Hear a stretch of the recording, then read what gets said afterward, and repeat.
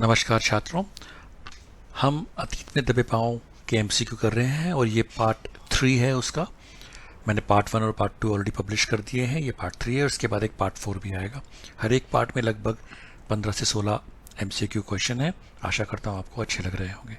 तो पार्ट 3 का पहला क्वेश्चन है, सिंधु घाटी के लोग अन्न का क्या करते थे? निर्यात, आयात या निर्यात और आयात दोनों, या ये सारी बातें ठीक है? और बच्चों इसका सही जवाब है सिंधु घाटी के लोग अन्न का आयात करते थे, यानी कि इंपोर्ट करते थे। ढकी हुई नालियों का उल्लेख किसने किया था? इतिहासकार विद्वान, पुरातात्विक विद्वान, इनमें से कोई नहीं, या इतिहासकार और पुरातत्व दोनों ने किया था? तो बच्चों इसका सही जवाब है ढकी हुई नालियों का उल्लेख इतिहासकार और पुरातत्व दोनों ही विद्वानों ने किया था, यानी कि क और ख दोनों। मोहनजोदाड़ो सभ्यता में सूत की कताई बुनाई के साथ और क्या होता था? सिलाई, रंगाई, या सिलाई और रंगाई दोनों, या ये सारी बातें ठीक है? तो बच्चों इसका सही जवाब है मोहनजोदाड़ो सभ्यता में सूत की कताई बुनाई के साथ रंगाई भी होती थी। मोहनजोदाड़ो नगर में पूर्व की बस्ती किन की थी? अमीरों की, मजदूरों की, गरीबों की, या किसी के नहीं?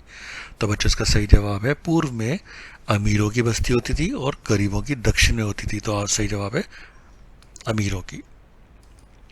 मोहनजोदाड़ो नगर के धार्मिक अनुष्ठानों के आसपास क्या बनी है? ज्ञानशालाएं, पाठशालाएं, गौशालाएं, या ये सभी? और इसका सही जवाब बच्चों ज्ञानशालाएं बनी हैं। तांबे की खानें कहाँ पर थी? महाराष्ट्र में, गुजरात में, राजस्थान में, या पंजाब में? और बच्चों इसका सही जवाब है तांबे की खानें राजस्थान में थी। मोहनजोदाड़ो में किस फसल के बीज मिले हैं? ज्वार के, जौ के, कपास के, या बाजरा के? और इसका सही जवाब है कपास के, यानी कि कॉटन। मोहनजोदाड़ो नगर में छोटे टीलों पर क्या बनी है? बस्तियां, नगर, शहर, या गांव? और इसका सही जवाब है छोटे टीलों में मोहनजोदाड़ो में बस्तियां बनी है। खुदाई की प्रक्रिया में टीलों का आकार कैसा हो गया है? बढ़ गया है, छोटा हो गया है, लंबा हो गया है, या खत्म हो गया है? और इसका सही जवाब है बच्चों छोटा हो गया है। गढ़ में 9 चौकियों की कितनी कतारें हैं? 4, 1, 3, या 2? तो गढ़ में जो 9 चौकियां हैं उनकी बच्चों 3 कतारें हैं।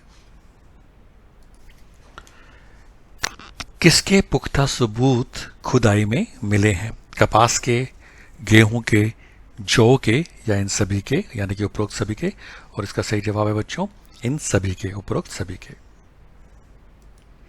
सूती कपड़ा कितना पुराना है?